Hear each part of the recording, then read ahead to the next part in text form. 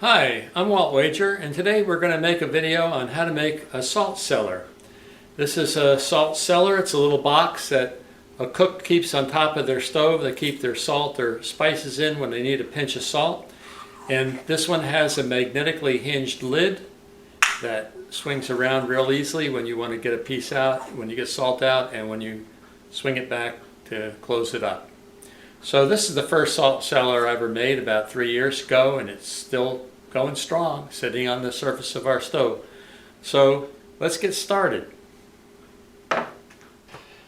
So I'm going to start with a piece of eucalyptus that I cut on the bandsaw, about 4 inches round and about 2.5, 2 3/4 inches deep. And I'm going to start between centers.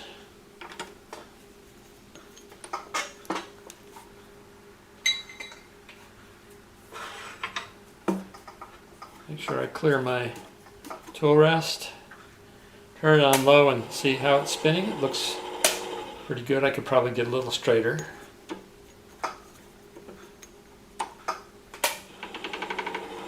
That's a little better. And I'm going to use a small hole gouge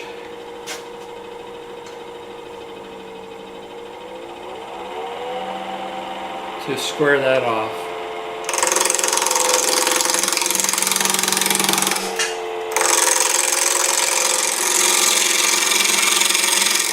It's a very dry wood.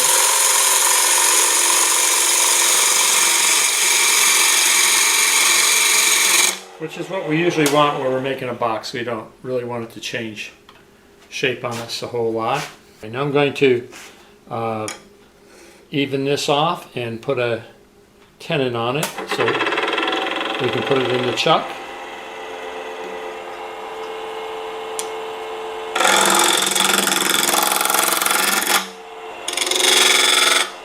I'm going to make this tenon a little larger than I normally would because at one point I'm going to have to remount it in order to get the offset on the inside when we hollow it.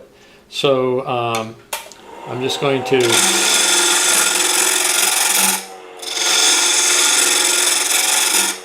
smooth it off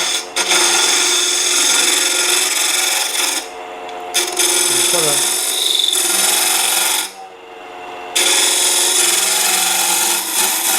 fairly large tenon on it.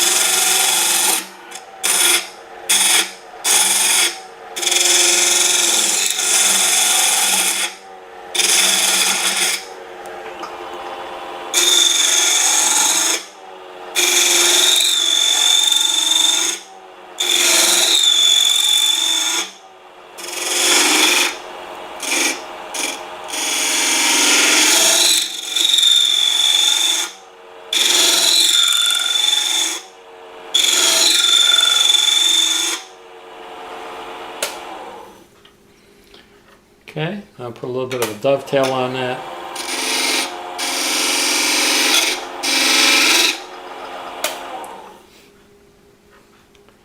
And we'll see if it fits in my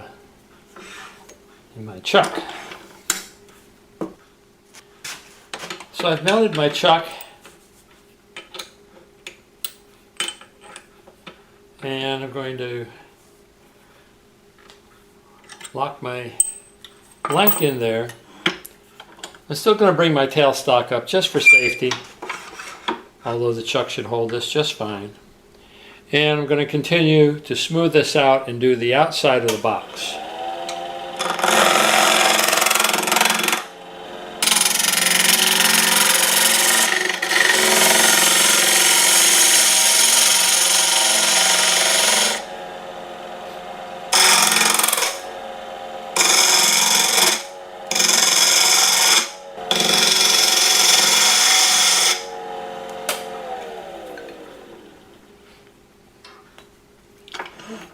Now this is going to be the top of my box, so I want to finish it off pretty well right now, and I'm going to sharpen this tool and make a couple nice passes at it.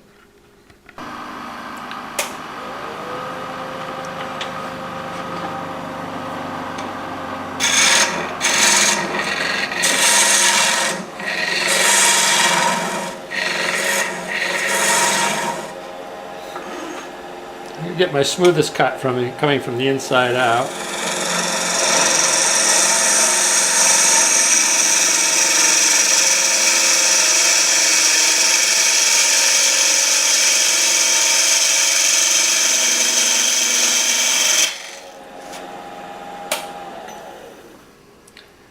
That looks pretty good.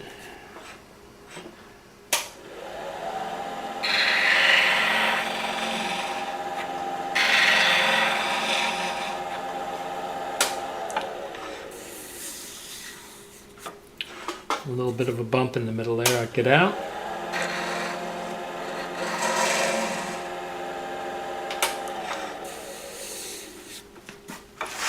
And then I'll clean up my sides.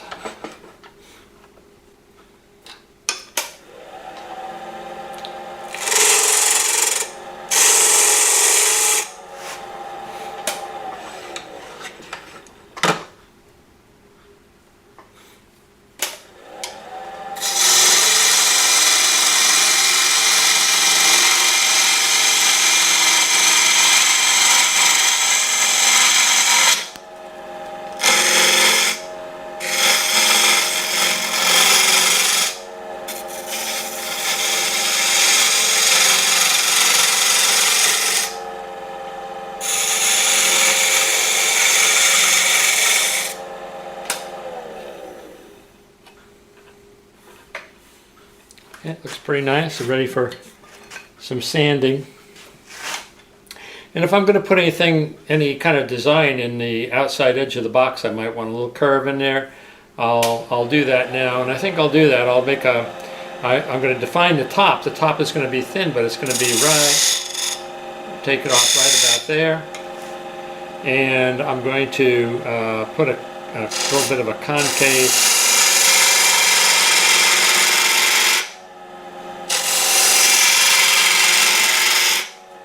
cove in here.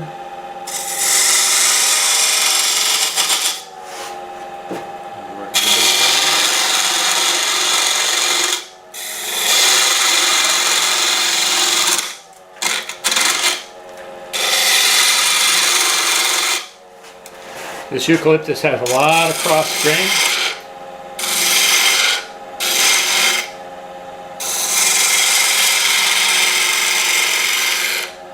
So I'm going to take little cuts.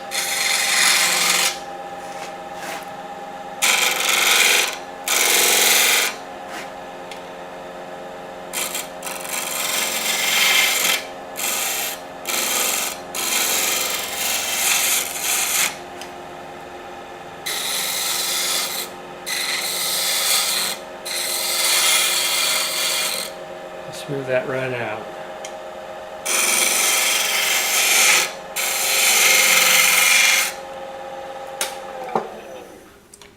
And that's ready for sanding.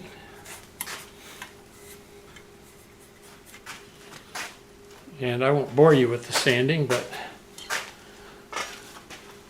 I'm going to do it now.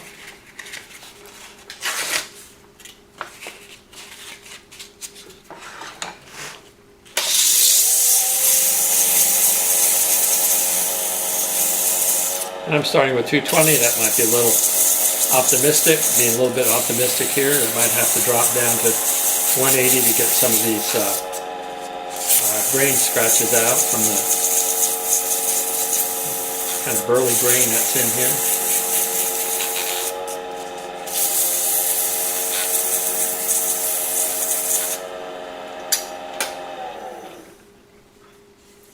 I will, and also have to, where's my dust mask? I'm going to turn this off a minute, get my dust mask, and I'll finish that.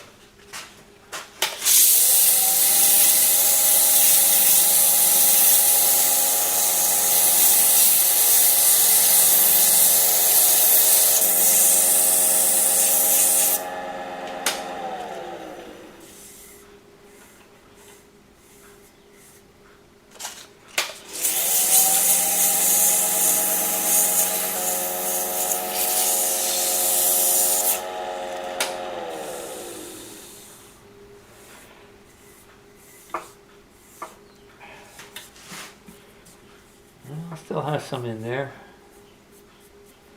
Yeah, might as well get them out now.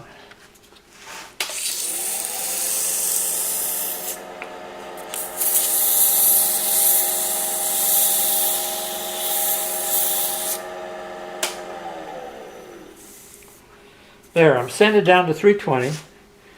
And if I wanted to put any kind of design in the top, I would do that now. Spiral tool. I'm just going to run a spiral out from the center. Slow it down a little bit.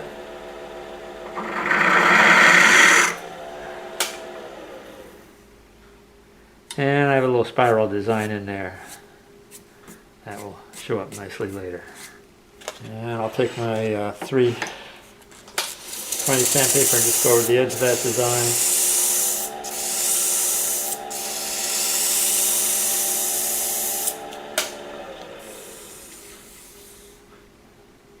And I'm done with it. Okay, now I'm going to part the top off from the bottom. And my original design is gone from my sanding, so I'm going to put another guideline in there. And I don't want the top real thick because it's going to be hinged on the magnet. So I'm going to cut it just so that the magnet has plenty of room to sit inside the top, but not so thick that it's heavy. And I'm using a little 1/16 inch parting tool.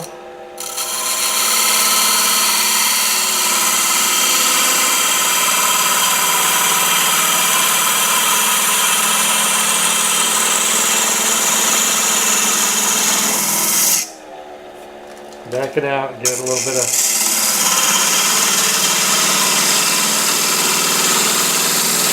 room.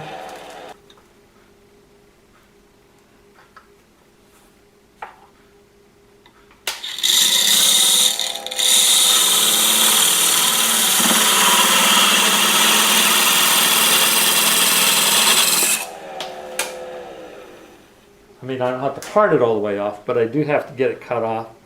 And I use a Japanese pull saw for that.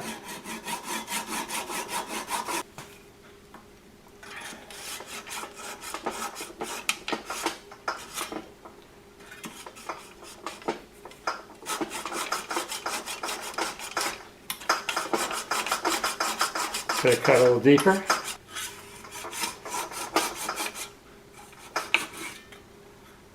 There we have it. So this is my top.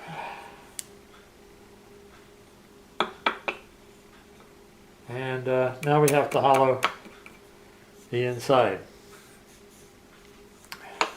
Now the trick is that the inside is not perfectly square and round to the outside. It could be. We can make it a little bit more elegant if we cut the inside and leave a little bit of more room for the magnet. So, the way we're going to do that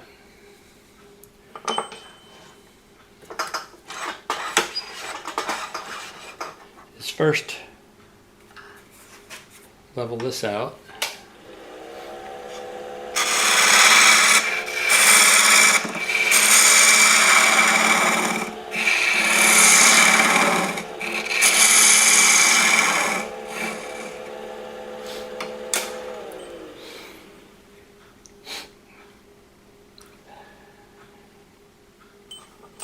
I'm going to put it back between centers.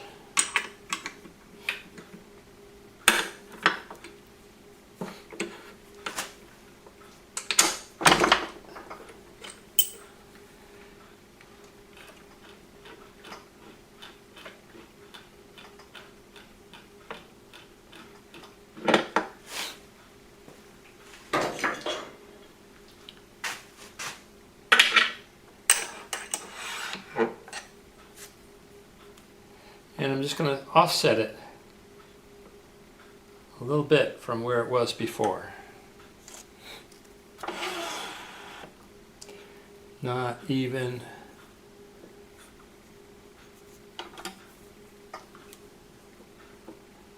about 1/8 of an inch. The magnet I'm going to be using is about a 1/4 inch magnet.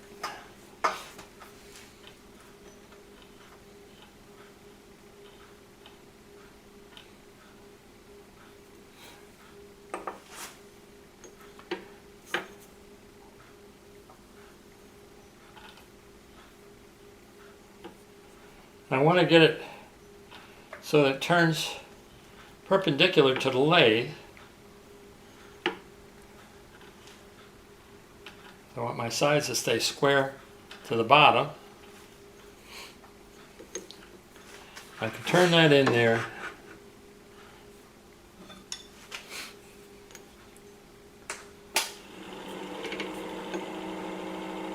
Looks like it's turning pretty square.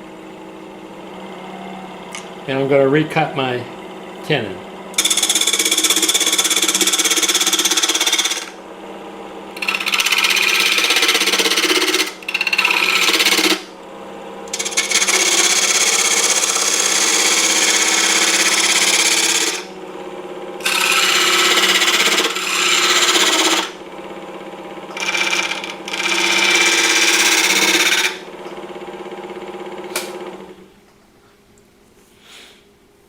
Okay, I have to cut down a little bit further because it's not flat on the surface.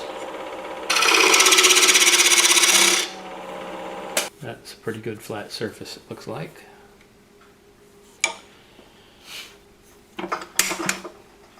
So now I'll remount it. I'll remount the chuck.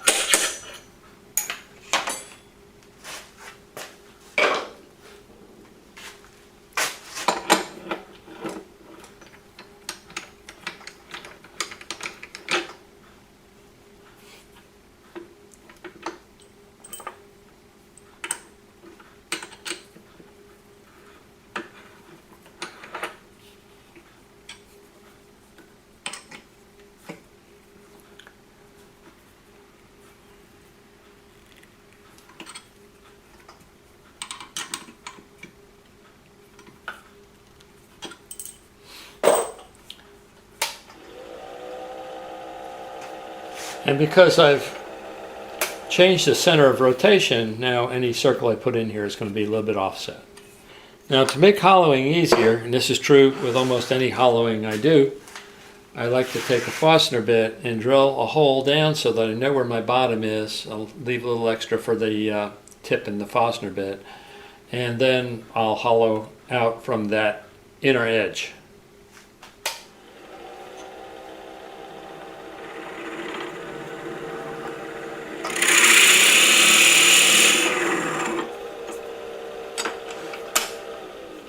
Now what I need to do that I didn't do first was to measure down how far I'm going to cut and give myself a guide on here as to where I'm going to stop. I'm going to stop when the edge of that is next to the edge here on the X, and so that you can see it, I'll put a piece of tape on it.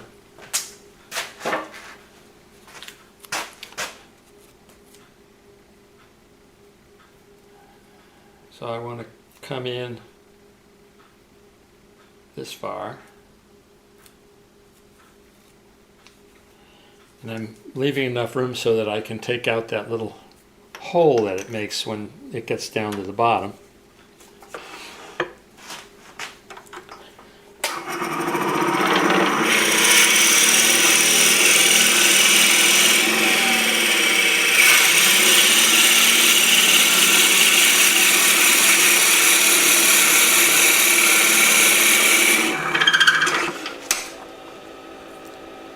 There.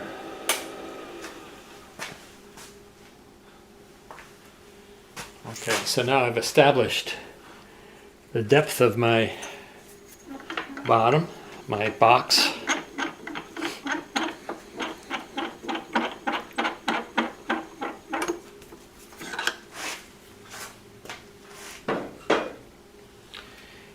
I'm going to hollow it using a badan. And a badan is it's got a taper on it so that it won't bind, but it will cut on this edge and this edge. And I'm just going to take a small bite and go straight down.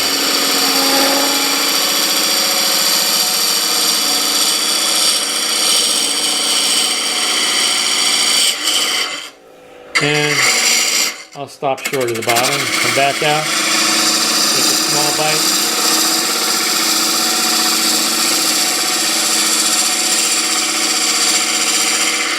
down to where I want it.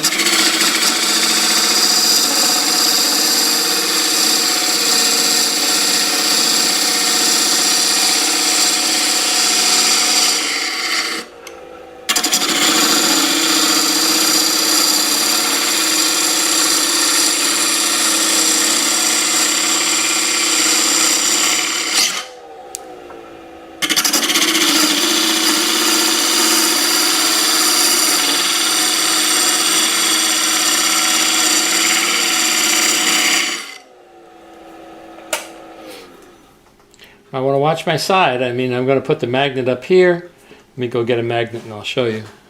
These are small rare earth magnets. They're very powerful. And I'm going to drill a hole in the thickest part of this, which is right here, to hold that magnet. But remember, it comes down in, so I can't get it too close to the edge. Whoops. And you won't lose them because they'll stick to anything that they hit. The trouble is finding it.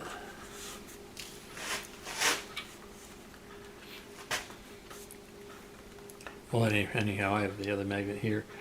And I want to leave myself enough room for that magnet. It's about 1/8 of an inch deep. I can judge what size hole I'm going to have to use by using a drill gauge. And it tells me I've got to do a 3/8 inch hole. So this is a 3/8 inch magnet. I typically use a 5/16 inch magnet, but this is what I have to work with right now. So it's a 3/8 inch hole. I'm going to have to leave at least 3/8 of an inch there to drill a hole in there for that magnet. But right now I'm just going to finish taking a little more off. I don't need this much room. And then I'll finish hollowing. So I'll put my magnet on the side here.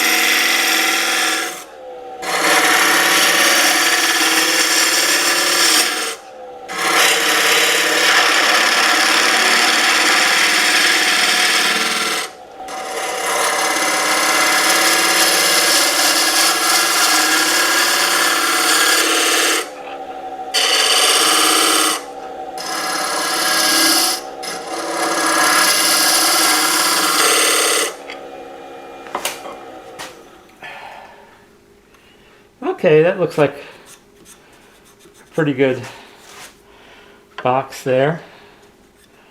I could probably come a little thinner on the side without bothering anything. I might take another.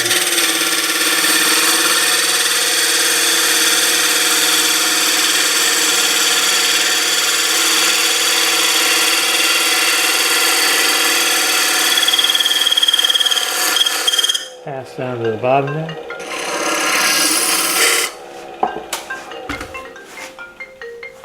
Okay, that looks good to me. Looks like I still have a good side. I have room for my magnet. Drilling a hole for my magnet. And if I made a mistake, I can always use a smaller magnet. These magnets are very strong.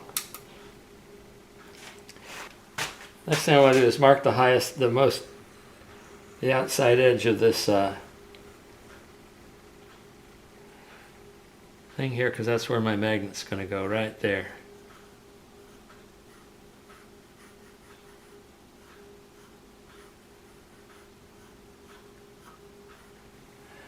And I'll have to drill that hole later. If I'm going to sand the inside, I have to do it now.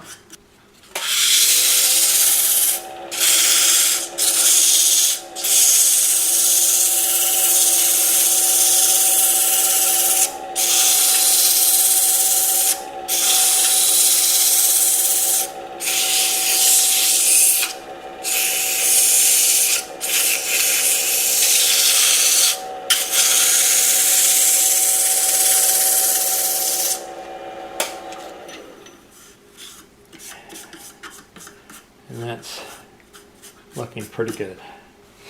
All right, so the next step is to finish off the bottom. And there are a couple of ways we could do this. We could make a jam chuck, put a jam chuck on there, or we could, if this will allow us to, we can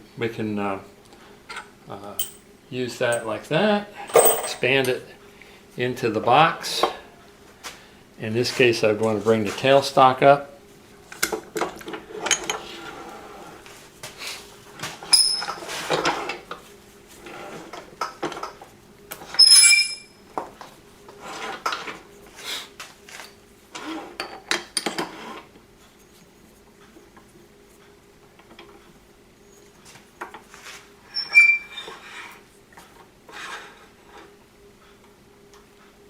And I'm going to take off the tenon in any way that you normally do this. I usually use a spindle gouge. So it's a 3/8 inch spindle gouge.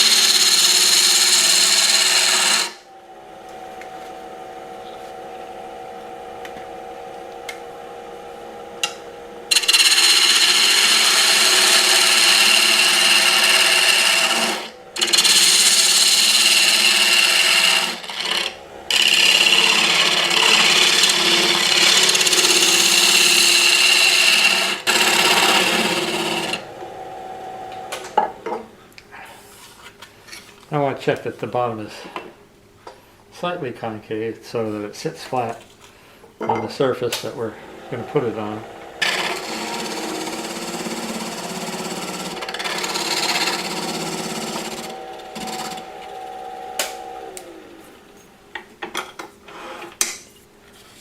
Okay. And I took a little nick out of the bottom there, that's not good. We'll sand it off.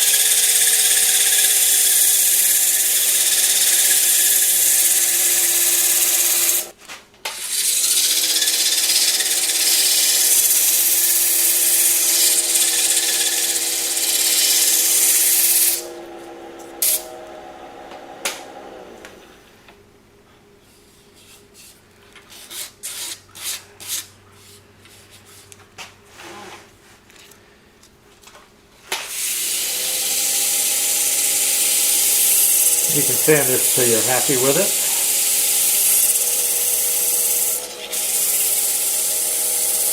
If you're going to be showing other wood turners, you probably want to sand it to 600 grit. If you're going to give it to your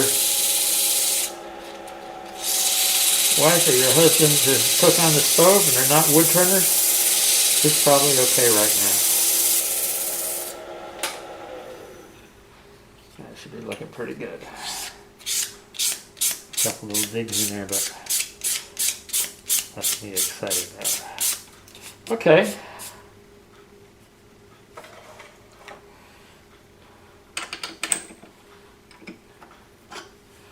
So the next stage is to, we have a top around here somewhere. And we have to mount it so that the top slides on the magnet here. We have a spot for our magnet here. And it's important to drill that hole first. Now normally I'll line up the grain.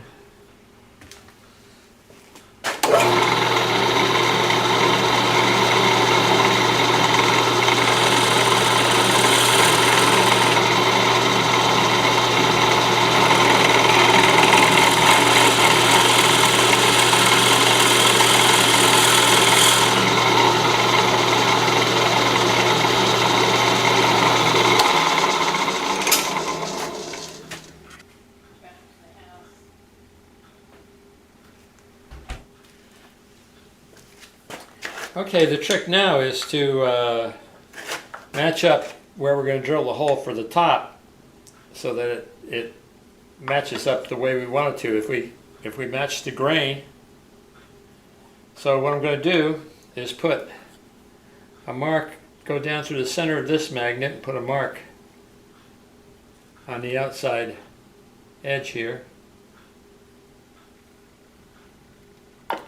Line up the grain and make a similar mark on the cover.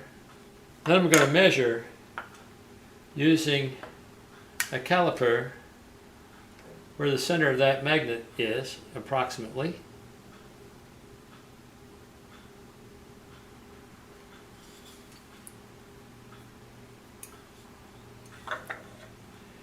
And make a mark on the inside of the cover,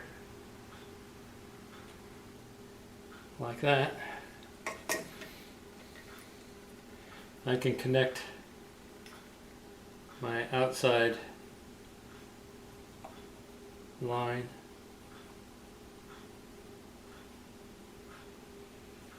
with the mark I just made. And I have a spot to drill the hole for the magnet that's going in the top. I want this to be as straight as possible, because if it's not, if the magnet's crooked, the top's going to not be straight either.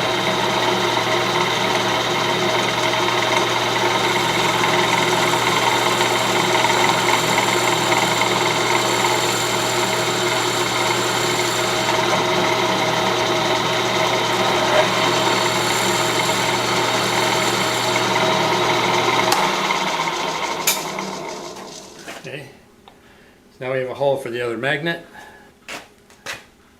That magnet fits down in that hole, so it's pretty flush.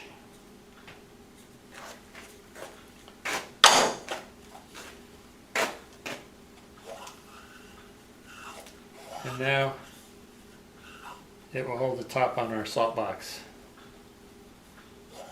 just like that.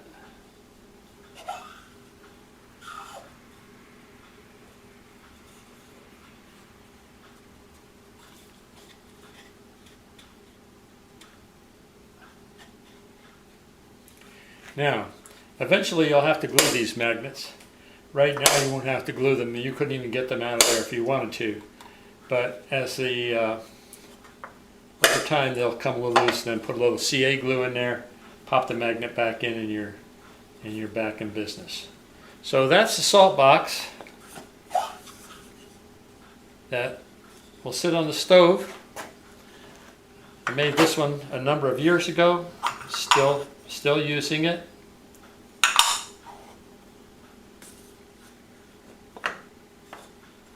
And you can use this idea for any number of different kinds of boxes, for a dresser box or ring box, or small boxes, big boxes.